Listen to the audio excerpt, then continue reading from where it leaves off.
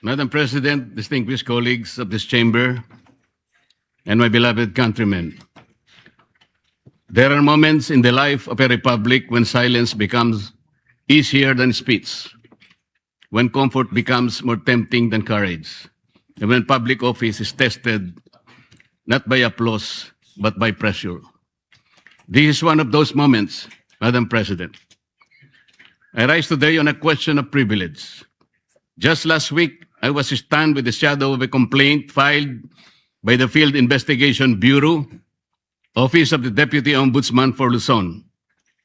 A complaint perfectly timed, wrapped in legal language, amplified by noise, and aimed not merely at my person, but at my independence. I stand before you not as a man begging to be understood, not as a senator asking to be spared, and not as an accused shrinking from the weight of accusation. Rather, I am here as a servant of the Constitution, elected by the people, bound by oath, and determined to perform my duty without fear, without favor, and without surrender. The complaint arrived while the Senate is confronted with uncomfortable truths, namely, the pending continuation of the investigation of the anomalous flood control projects, the approaching constitutional burden of an impeachment trial, and the growing pressure upon this institution to surrender its independence through political maneuvering disguised as constitutional reform. Let us not pretend that this complaint came in a vacuum. The pattern is too visible to ignore. First, remove the inconvenient voices from the inquiry, then weaken those who refuse to conform, then frighten others into silence and submission before the decisive constitutional battles begin. Mr. President, this is not merely about a complaint. The trump-up charges filed against me and some of my friends are not merely legal accusations. They form part of a deeper and more nefarious design to intimidate independent voices, to punish dissent, and to warn every senator that the price of asking hard questions could lead to personal damnation. If the intention of these cases is to silence me, let me say this at the very beginning. It has failed. I will not be silenced. I did not seek public office to become comfortable, Madam President. I did not take my oath merely to occupy a seat in this chamber while billions disappear into darkness, while constitutional processes are manipulated by pressure, or while the Senate is slowly conditioned to fear retaliation for independent judgment. I did not take my oath to serve only when service is convenient. I did not come to this chamber to lend my voice when power applauds and withdraw it when power becomes displeased. The senator is not elected to be timid. The senator is not sworn into office to become a spectator while the Constitution is tested, while impeachment proceedings demand judgment, and while the people cry out for truth about the wide-scale theft of public funds. Instead, a senator is elected to stand, to examine, to question, to decide, and when necessary, to resist. This is what I intend to do. So let the complaint be examined. Let the evidence be tested. Let the law speak. I will answer in the proper forum with documents, with facts, and with the calm confidence of one who knows that accusation is not proof, that attacks couched in legal veil do not constitute the truth. And before the Filipino people, I must say what is plain. A complaint without nexus is not justice. A complaint without evidence is public injury, official favor, corrupt consideration, or abuse of office is not accountability. It is machinery. It is pressure. It is a warning shot fired at those who refuse to kneel. And if that warning was meant for me, Mr. President, then the answer is very clear. It failed. The complaint against me speaks of amounts. It speaks of dates. It speaks of suspicion. But suspicion is not evidence. Amount is not corruption. Political inconvenience is not probable cause. An accusation, no matter how loudly repeated, is not proof. It is a theater. It is pressure. It is machination. Let me state the legal defenses plainly on the allegations against me. The law did not define the limits of liberality among friends. They did not say that friendship must stop at a number chosen by one's accusers. They did not say that generosity becomes criminal merely because the amount is substantial. What the law forbids is not liberality. It forbids corruption. What it condemns is not friendship. It condemns the sale of public duty. At least I stated the truth. At least I faced the issue. At least I did not hide behind silence. So I ask, what of those who receive support, gifts, donations, favors, or assistance for their own electoral campaigns and keep them beyond public scrutiny? Shall the law be a sword only against those who dissent and shield for those who belong to the circle of the powerful? If transparency is demanded, let it be demanded of all. If public morality is the standard, let no one be exempt because of wealth, alliance, influence, or proximity to power. And so I speak again, clearly and directly. What official act did I sell? What vote did I promise? What public fund did I touch? What government contract was delivered? What favor was asked, promised, or given? If they cannot answer these questions, then this complaint is not the pursuit of justice. It is a deliberate attempt to silence dissent. But this is larger than me. This is not a fight for one man. This is not a fight for one faction. This is not a fight for political survival. This is a fight for whether the Filipino people may still have senators capable of questioning, investigating, judging, and speaking freely without fear or favor. When this chamber is called upon to sit in impeachment proceedings, we are not merely politicians. We are senator judges. We are bound to listen, to weigh evidence, to apply the Constitution, and to act according to our conscience. That responsibility cannot be curtailed by fear, pressure, harassment, or manufactured accusation. No one should be allowed to intimidate a senator judge into silence. No one should be allowed to punish a member of this chamber for ensuring that impeachment must be governed by law, evidence, due process, and conscience.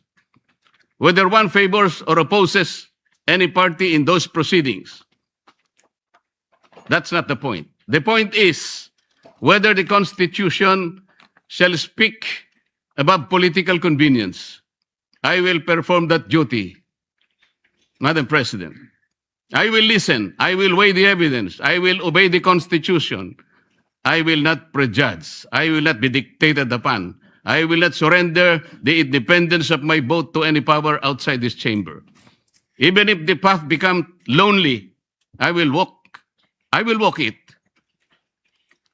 Even if the attacks become heavier, I will endure them. Even if my voice becomes inconvenient to the powerful, I will continue to speak the way I should. The same is true of the Senate's investigation of the flood control scandal. That inquiry must continue. It must not be weakened. It must not be derailed. It must not be silenced. If there has been grand-scale theft from the country's coffers, then that is among the greatest sins of our modern public life. It is not ordinary corruption. It is the stealing of safety from communities that drown. It is the stealing of roads from farmers. It is the stealing of classrooms from children. It is stealing of medicine from the sick, wages from workers, and hope from taxpayers who labor honestly while others feast on public money. No senator should be silenced when the duty is to follow the trail of the public's money. No committee should be weakened when the task is to expose corruption. No voice should be threatened when the question before the nation is whether the billions intended for the people were ransacked by bandits of insatiable greed. I do not fear imprisonment. I fear a country where freedom itself is imprisoned.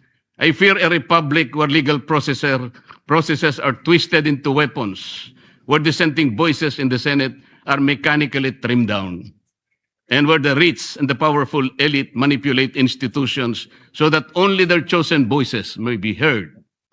While others may refuse to speak because of threats, I will not, Madam President. I will not let fear write my narrative. I will not let intimidation decide my vote. Make me bleed, and I will still shout out to the high heavens for truth and justice. Push me against the wall, and I will still push back with all the lawful strength that conscience, evidence, faith, and duty can give me.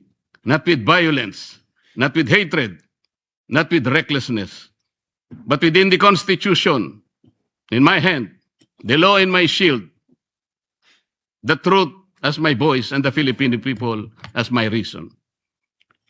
Nelson Mandela once spoke of a democratic and free society as an ideal for which he was prepared, if necessary, to die. I do not compare myself to Mandela. I am too little to even try, Madam President. But I understand the burden of that lesson. Freedom is never preserved by the silent. It is preserved by those who still speak when silence becomes the safer choice. And so I say this, to those who believe that cases can frighten us, that accusation can tame us, that pressure can make us forget the oath we took before the people. You have misread the Senate. You have misread the Constitution. You have misread me. May I repeat? I will answer this complaint in the proper forum, calmly, firmly, and with evidence. I will sit in impeachment proceedings with conscience, impartiality, and due regard for the record. I will pursue the examination of flood control anomalies with courage, fairness, and determination. I will not allow public funds meant to protect our people from floods to disappear into the hands of those who already have too much. I will not allow the greatest theft of our time to be buried under intimidation. Even if I am the only one left standing, I will stand. Even if my voice is the last one they wish to hear, I will still speak. Even if the path becomes lonely, difficult, and costly, I will continue because the oath I took was not ceremonial. It was not a line recited for record. It was a solemn charge from the Filipino people to defend the Constitution, to guard the public trust, and to act with courage when silence becomes convenient. Let those who weaponize the law answer to history. Let those who steal from the people answer to justice. Let those who seek to silence dissent understand this. A senator who remembers his oath cannot be purchased by comfort, cannot be subdued by threats, and cannot be defeated by fear. Madam President, kaya po ba nila kong ipakulong? Kayang-kaya po nila. Nagawa nga po nilang umimbento ng krimen laban sa akin. Kamakailan lamang po, hindi pa nagtatagal, dito rin sa bulwagang ito, somebody said, sometimes you need to bend the law to be able to please the people. Am I right, Mr. Secretary Remulla? Secretary Remulla, then Secretary of Justice, now Ombudsman, said loudly, yes, sir. So pwede na nang baluktutin lahat, kagaya ng pambabaluktot na ginawa nila. Pero sinasabi ko, Madam President, they can imprison me, they can arrest me, but I tell them, they still will not win. Itaga nila yon sa bato.